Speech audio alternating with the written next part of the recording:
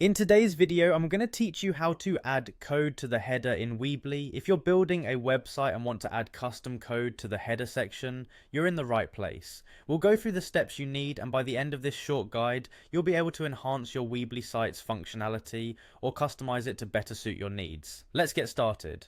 First off, head over to Weebly's website. This is where you'll be doing all of your modifications. Once you're there, navigate to the login page. You'll want to use your email and password to access your account.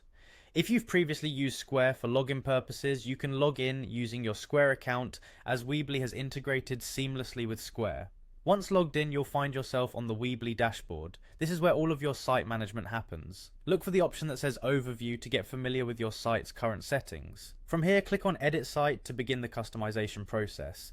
This action will take you directly into the Weebly site editor, allowing you to make the necessary changes to your web page. Next, direct your attention to the menu at the top and navigate to the Theme tab. In Themes, you'll be able to edit the visual appearance and structural elements of your site.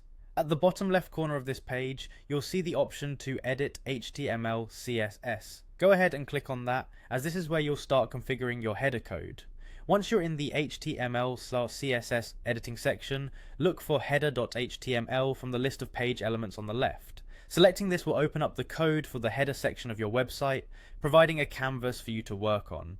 Here is where you can copy your specific code and paste it into the appropriate section of the header file. Be careful with the placement to ensure that the code does not disrupt existing functions unless intended for customization purposes.